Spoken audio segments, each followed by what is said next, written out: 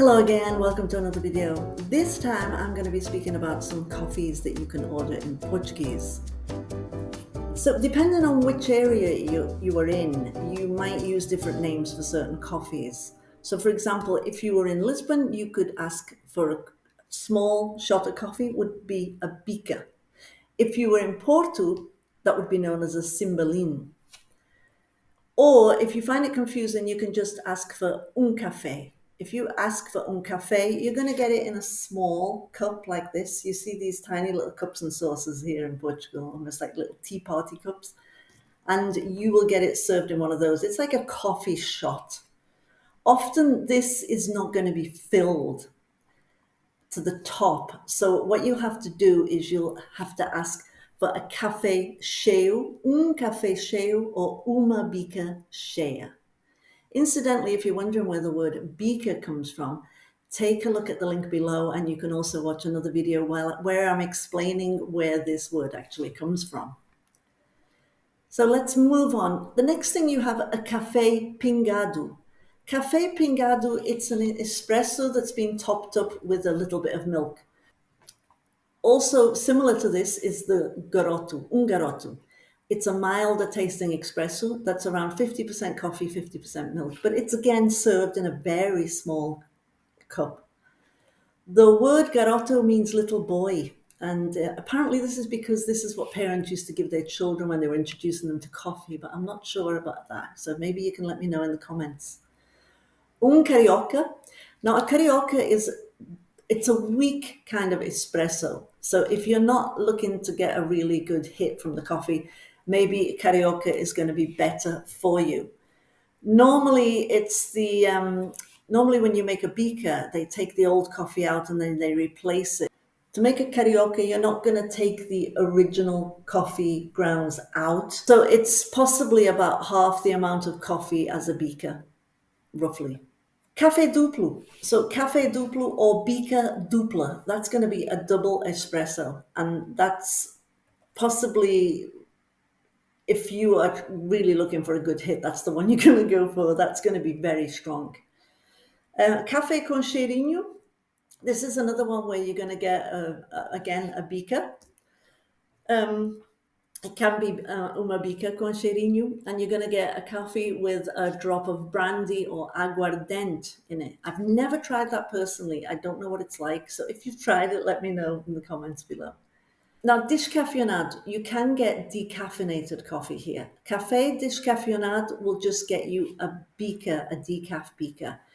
If you want a different kind of coffee, then you can ask for that kind of coffee, but you can use the word descafeinado afterwards. So milky coffees. So a lot of people really tend to go for the milkier coffee, especially English people, because we're not really used to drinking shots of coffee that are strong. So we tend to like the more milkier coffee. You only get really the UHT milk here. They're not going to put fresh milk in your coffee. So if you're not used to the taste, you might find that a bit strange at first. Uma meia de leite. Uma meia de leite is like half coffee, half milk. And that's going to be served in a larger cup. That's going to be like the equivalent of our teacups. It's still a smallish cup, but it's going to be like the equivalent of a teacup that we would drink tea in.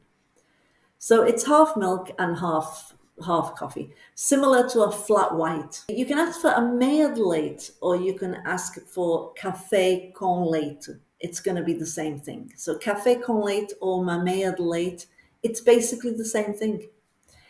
If you're looking for a more milkier coffee, then you might want to go for the equivalent of the latte, which is galão. So galão is a glass of warm milk with coffee in it. What they generally do is they run off a beaker, and then that's the same equivalent of coffee you're going to get. And then they fill the rest up with milk.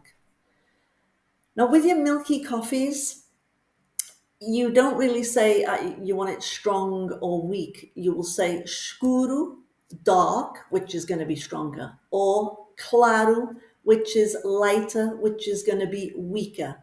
So, for example, you might say quero uma meia de leite escura, or quero galão escuro. So galão escuro would be a stronger, a darker coffee. If you wanted a weaker coffee, you'd say galão clarinho. Galão clarinho. There are other kinds of coffees which you can also ask for. For example, abatunado, un americano, un abatunado, it's the same. And this is basically an espresso, but it's in a larger cup again. And then the rest is filled up with water. So this is going to be a very weak version of a beaker. So, because it's like a beaker, but it's watered down. And you can also ask for some milk in that if you want it to be more like the coffee that you might get at home. When you're asking for coffees and you're using the plural, the main coffees I've mentioned are going to be pretty basic. For example, you would say dois cafés, duas bicas. But when it comes to galão, we have a different plural for galão. So we wouldn't say dois galões or duas galões. We say dois galões. So the plural for galão is different.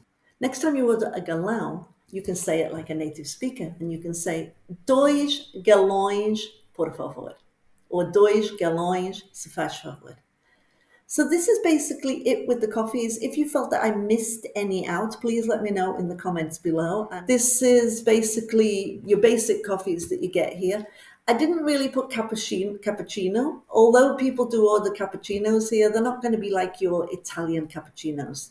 And also we do have Starbucks here, but I would recommend actually the actual coffee shops here, the pastelerias, which are the coffee shops.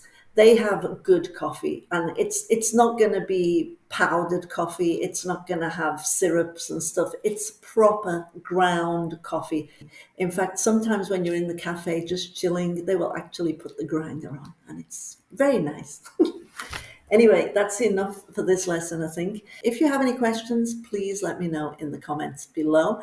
Don't forget to subscribe to the channel, and don't forget to take a look at the links below, because I've got some great courses, and I've also got a great platform that you can join where you can get a free course if you sign up for the full year. So take a look at the links below. Thank you very much for watching, and I will see you next time.